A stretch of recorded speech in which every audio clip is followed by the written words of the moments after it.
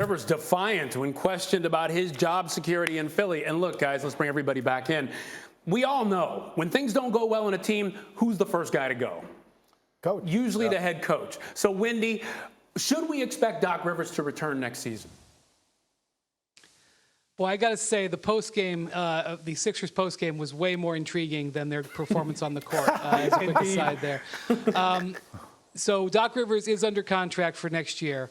However, there is a team in Los Angeles, the Lakers, who are watching the developments closely over the next couple of days. If the Sixers elect to make a change there, and it's a possibility. It also depends on where the ownership is about potentially paying out Doc Rivers' contract, where Daryl Morey is about wanting a replacement. Remember, Daryl Morey didn't hire Doc Rivers. But if Doc Rivers becomes free, the Los Angeles Lakers will definitely have interest. Wow. Now, they have a process. They have numerous candidates, but he will immediately become a leading contender to get that Laker job. I don't believe Doc Rivers is interested in coaching anywhere besides Philadelphia or Los Angeles next year. I think he would be totally fine returning. I think he would be totally fine not coaching and maybe working in broadcasting if that happens. But the Lakers would definitely want to get in front of him if he is let go by the Sixers. Look at Big Perk. Back in your opinion, he needs to be in L.A., is what Big Perk said in that tweet. Carry on. Carry on, as usual. Hey, but I look at this, guys. I'm looking at Doc's statement. I get his defiance. He's defiant when people are coming at him. We all know that. But he makes this point of, like, nobody picked us to be anywhere. The Caesars had the Sixers with the third best odds to win the East, tied with the seventh best Philly odds guy to right win the here title. now. I'm just bringing it up. I'm just bringing it up, Seth, and I'll turn to my coach over here. I'm bringing it up because what people base their judgments on, whether it's fans or management, is expectations. And the expectation was this team would go, at least by Caesars, third best odds in the East, this was a title team, and they fell way short. You ever play poker? Okay, yeah, I do, and I'm not that great at it. You can't bluff when you're coaching a team. Right. You can only play the hand you're dealt. And the hand he was dealt was not a very good team.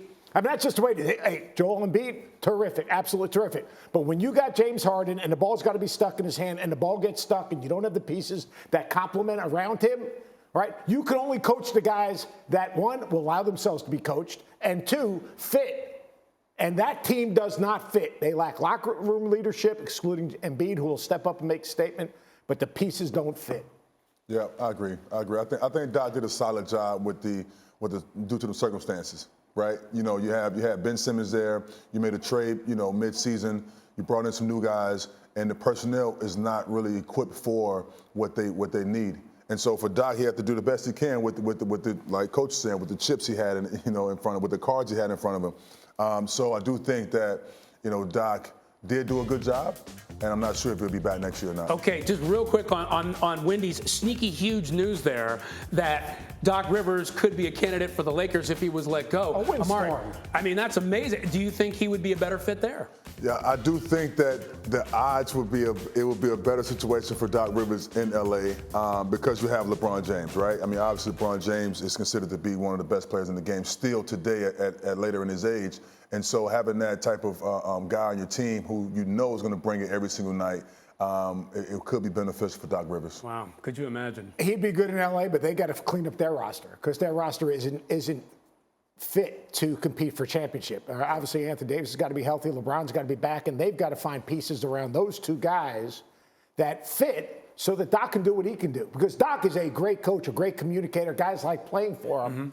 But you're only as good as the guys you coach, and you're only as good as your locker room. Yep. I don't think the Sixers had a very good locker room. I think it starts at the top. But in terms of jobs, hey, if Doc's not coaching the Sixers, his phone's going to be ringing off the hook. Absolutely. I wouldn't doubt that at all. He is respected. I wouldn't doubt that at all. And by the way, you talk about it starting at the top. Let's think about what this Sixers team has gone through. A couple years ago, Jimmy Butler was on their team with. Thank you for watching ESPN on YouTube. For live streaming sports and premium content, subscribe to ESPN+.